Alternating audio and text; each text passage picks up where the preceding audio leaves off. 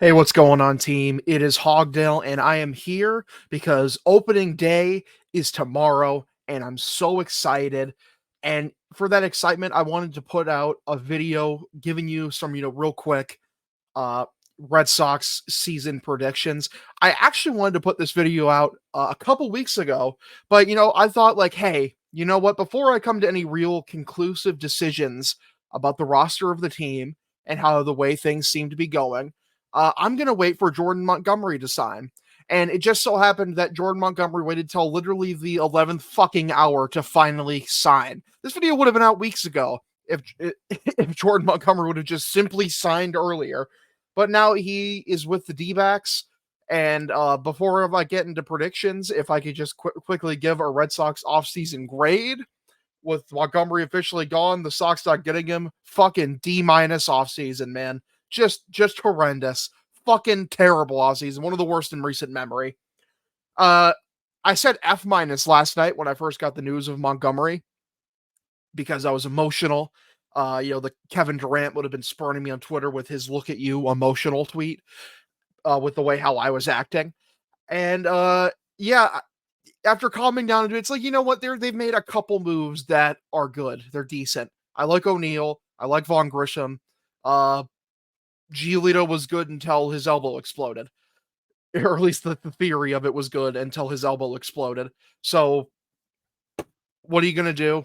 I mean, this offseason, people will say like, "Oh, D minus is too harsh." You went in to the offseason needing two pitchers. You, you came in -1. You needed +2. You came in -1 because the one you added got fucking injured.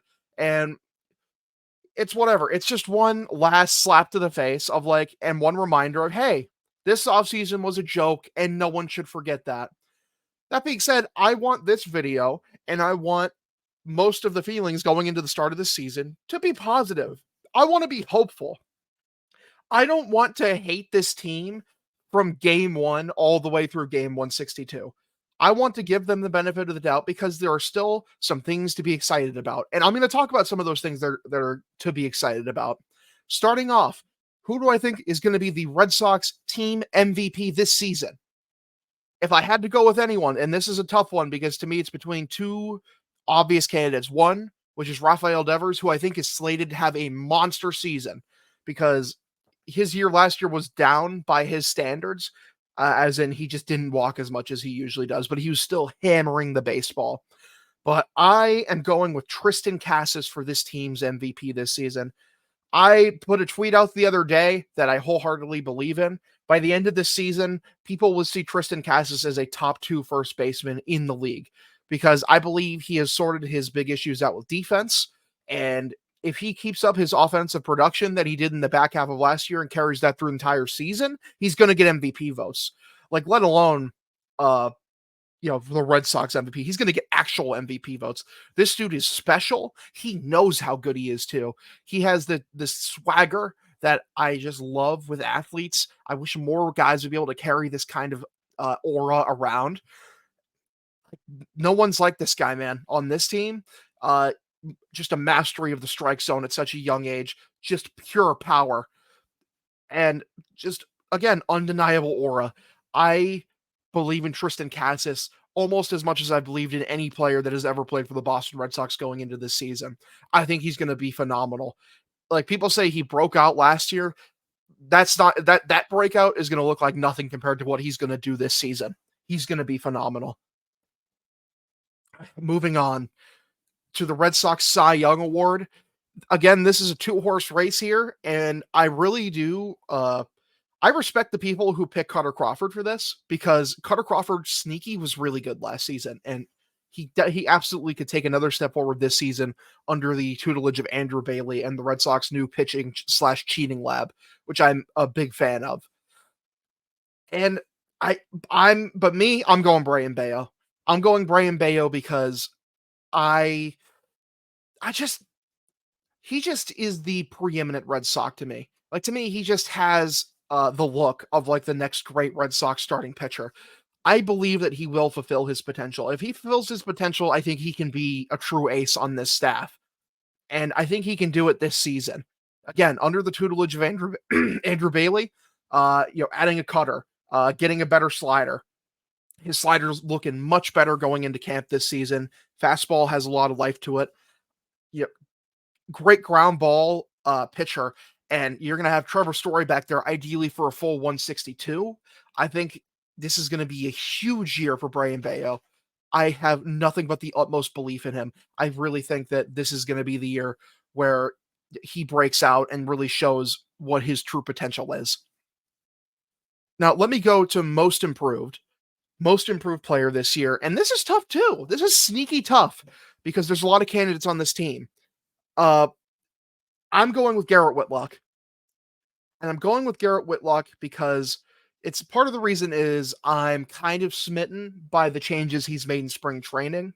The new gyro slider, which has a bit more, north to south action that he's got going on, which has shown very good early returns. His conditioning just looks better than in most years. It looks like he's really stretched himself out.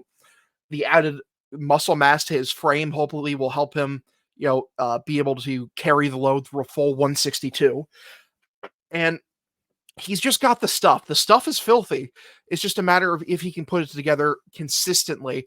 And under the tutelage of an Andrew Bailey, who I really think is going to work just unholy levels of magic this season, he's going to be a godsend for this team. I think we could see a real amazing season from Garrett Whitlock. I think it could be night and day from what we saw as him as a starter last season. Speaking of breaking out, though, we're going to go breakout prospect. Now, in terms of prospects, there isn't much to choose from, so it's kind of easy. But Ceddanne Rafaela, this guy, and people have seen this a bit in spring training just from some of the highlight reel plays that he's made in center field. He's a freak defensively. This dude is going to be like the best defensive player we've had on this team since Jackie Bradley Jr. He's unreal. His instincts are incredible in center field. He's also just such a gifted athlete on the defensive end that you could basically shove him anywhere. Someone needs a day off second base, you could put him there. Someone needs a day off at fucking shortstop, you could put him there. Ceddanne Rafaela is incredible defensively.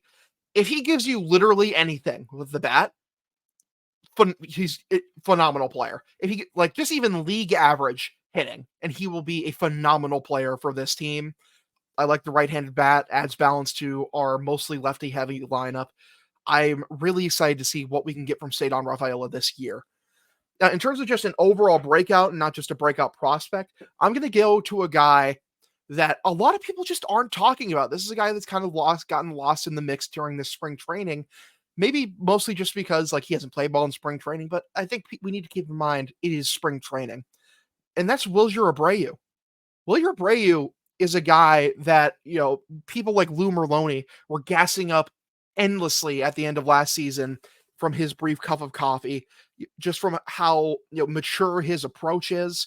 This is a guy where very solid defensively and absolutely has offensive upside. He could be really special for this team. He's gotten really lost in the shuffle, and I think that's a prime candidate you can look for a guy who could really surprise some people for this team. I'm really excited to see what he can do this season.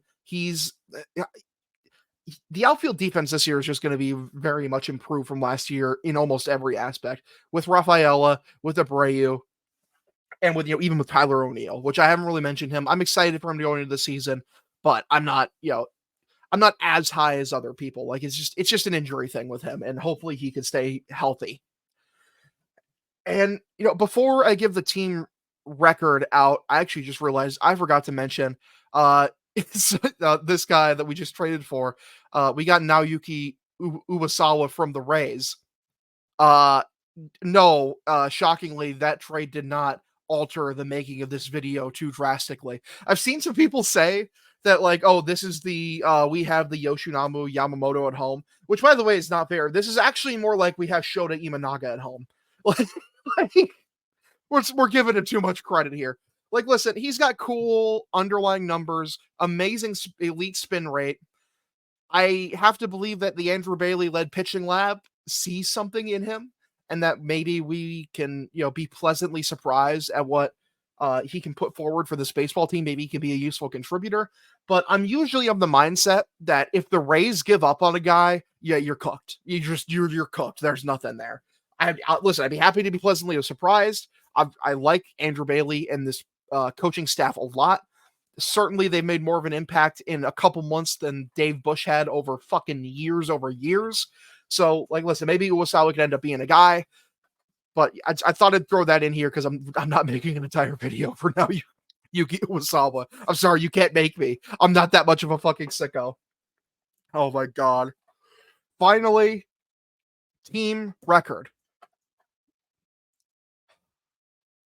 I've been really debating over this, man, because there's plenty of reasons to be pessimistic about this team, but I'm of the belief there's plenty of reasons also to be optimistic. I believe the over-under set this year by a lot of the sports betting companies is sitting at about 77.5, which is about right. I want to say the Red Sox won 74 games last year, and they've just had this thing where the last couple of years they've completely fallen apart in the last month of the season, while mostly being competitive throughout the rest of the entire season. I don't want to go into a season being pessimistic. I am choosing to be optimistic. I'm choosing to let myself potentially get burned again. I'm taking the over, and I'm predicting the Red Sox are 85-77. Hopefully that's good enough for a playoff spot. Maybe that seeks them in the second wild card.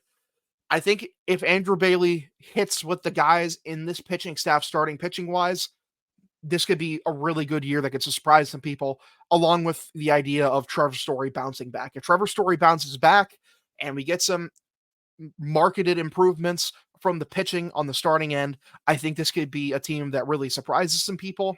And listen, I understand Red Sox fans being frustrated with the phrase, oh, we might surprise some people, because that's been year after year after year now. And you know what?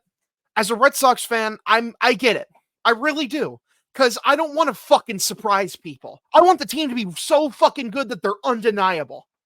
And hopefully we get that next year. Hopefully we get that in years to come. I completely get it, guys. I don't like having my time wasted either. That's been my MO the last couple of years. It's like, listen, bridge years are okay if it's 1 or 2. It's cool. You know, having a future is good. At the end of the day, I'm watching the team now. I'm watching now. And I want to have a valid reason to fucking tune into games.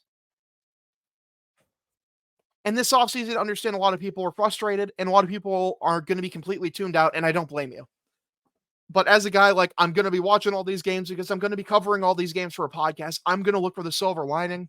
There's things to be excited about here. I'm choosing to be optimistic.